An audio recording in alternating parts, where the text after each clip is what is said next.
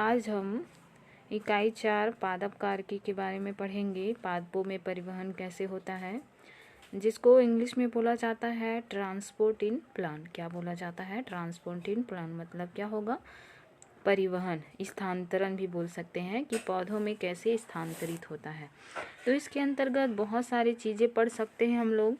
क्या क्या पढ़ेंगे यहाँ पे? जल की गति पढ़ेंगे, गैसों एवं पोषकों का परिवहन विचरण पढ़ेंगे, उत्प्रेरक विचरण पढ़ेंगे, सक्रिय परिवहन, पादप जल संबंध, अंतःशोषण, पराशरण, जीवद्रव्य कुचन, ये सब के बारे में पढ़ेंगे कि क्या होता है। वाष्पोत्सर्जन का नाम सुने होंगे, रंध्र है ना, खनिज लवणों का अवशोषण, भोज्य पदार्थों का परिवहन, फ्लोएम, जाइलम, ये सब के बारे में इस चैप्टर में पढ़ा जाएगा। ये चैप्टर कौन सा है? चैप्टर 11। तो सबसे पहले हम देखते हैं पादप जल संबंध। पादप जल संबंध कैसे होता है, इसी के बारे में पहला हमारा जो टॉपिक रहेगा वो पादप जल संबंध होगा। तो जीवों की जो समस्त जैविक और उपापचयी क्रियाओं के समुचित क्रियान्वयन के लिए क्या चाहिए? जल चाहिए। कोई भी जीव में यदि कोई भी जैविक क्रियाएं हो रहा है या मेटाबॉलिक एक्टिविटीज़ हो रहा है तो इस क्रिया को संपादित करने के लिए क्या चाहिए होता है? जल चाहिए होता है। बिना जल का ये क्रियाएं संपादित नहीं हो पाता है।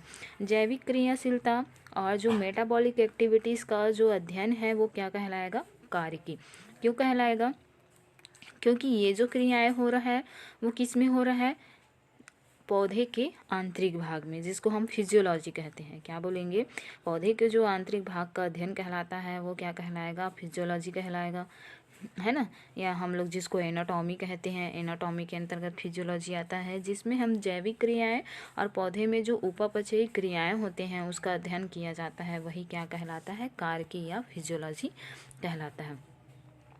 अब इसमें हम देखते हैं तो क्या होता है, जो जल जीवित कोशिका के जो प्रोटोप्लास्ट होते हैं, कोई भी देखेंगे तो इस तरह से क्या होगा, किसी भी जीव के जीवित कोशिका के प्रोटोप्लास्ट पाया जाता है, प्रोटोप्लाज्म बोला जाता है, जो सर्वाधिक अकार्बनिक घटक होते हैं। यहाँ पे अकार्बनिक घटक जैसे कार्बन है, मैग्नीशियम है, मैग्नीज है, ये सब यहाँ पे, कैल्शियम वगैरह है, या बोल सकते हैं फ्लोरीन है, ये सब यहाँ पे सबसे ज़्यादा अकार्बनिक जो घटक है वो मौजूद होते हैं। कोशिकाओं में संपादित होने वाले जैविक क्रियाओं का होना ना होना जल की उपलब्धता और अनुपलब्धता पर निर्भर करता है। यदि यहाँ पे जो भी क्रियाएं संपादित होगी, प्रोटोप्लास्ट में जो भी क्रियाएं संपादित होगी, तो वहाँ पे यदि जल की उपलब्धता है कि नहीं है, वो किस पर निर्भर करेगा? जल पर निर्भर करता है। जीवित कोशिकाओं के जो संपूर्ण भार में क्या होते हैं, 70 से 90% भाग जो होता है वो क्या होते हैं? जल से बना होता है। कोई भी जीवित कोशिका हो, चाहे मनुष्य हो, है ना, जीव जंतु हो, पेड़ पौधे हो, सभी में क्या होते हैं, जो जीवित कोशिका का जो संपूर्ण भार होता है उसमें 70 से 90% जो होता है वो किससे मिलकर बना होता है? जल से मिलकर बना होता है। और जो जलीय शैवाल देखते हैं उसमें 98% भाग क्या होता है? जल होता है। ठीक है, जलीय शैवाल, ठीक है, वो उसमें सबसे ज़्यादा क्या होते हैं? 98% क्या होता है? जल होता है। नेक्स्ट हम देखते हैं यहाँ पे जो पादप है, पादप शरीर में अकार्बनिक और कार्बनिक जो पदार्थ होते हैं उनके बीच सहसंबंध पाया जाता है। ठीक है, दोनों के बीच सहसंबंध पाया जाएगा, जिसको हम क्या बोलेंगे? पादप जल संबंध कहते हैं। ठीक है, यहाँ पे हम देखते हैं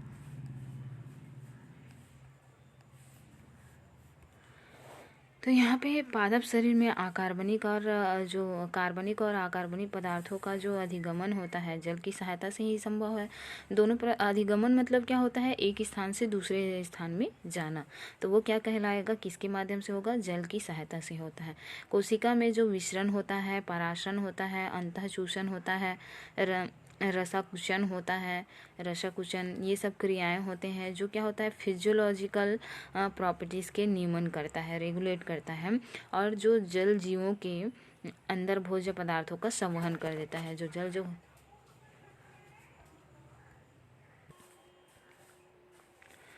तो ये क्या होते हैं, जो जल जीवों के अंदर भोज्य पदार्थों का संवहन करता है। कोई भी जो जीव होगा उसमें भी भोज्य पदार्थों का जब एक स्थान से दूसरे स्थान अगर ले जाना होता है तो वो जल के माध्यम से ही जाता है। जैसे हम खनिज पदार्थों की बात करें तो वो किसके माध्यम से जाता है, जाइलम के माध्यम से जाता है ना, जाइलम है। और जो अगर भोज्य पदार्थों की बात करें तो वो फ्लोएम के माध्यम से जाता है। लेकिन उस समय कौन कार्य करता है, यहाँ पे जल की बहुत ज़्यादा आवश्यकता होती है। उत्सर्जी पदार्थों के शरीर के बाहर भी किसके माध्यम से होता है, जल के माध्यम से होता है।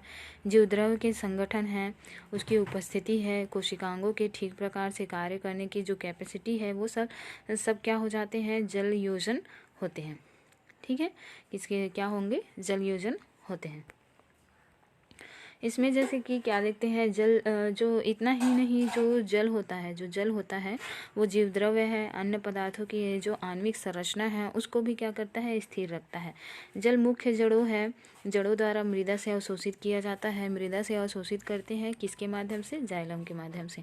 पादपकाय के अंदर ये विभिन्न प्रकार की कोशिका है, ऊतकों के माध्यम से होता है। जड़ के द्वारा जल का अवशोषण होता है। प्रवाह के समय शरीर में विभिन्न प्रकार के जैविक भौतिक क्रियाएं होते हैं, जैसे विसरण है, परासरण है, अंतःशोषण है, जीवद्रव्य कुचन, रसारोहण, वाष्पोत्सर्जन। ये सब क्रियाएं होने के बाद ही क्या होता है, कंप्लीट होता है।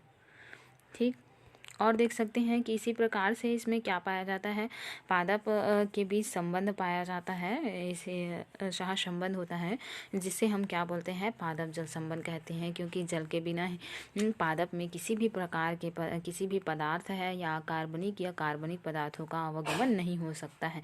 इसलिए दोनों के बीच सह संबंध पाया जाता है। इसी को पादप जल संबंध कहा जाता है। और जो पौधे अपने जड़ों द्वारा मृदा कणों के बीच में कैपिलरी जल को अवशोषित कर पाते हैं, कैपिलरी जल को अवशोषित करते हैं।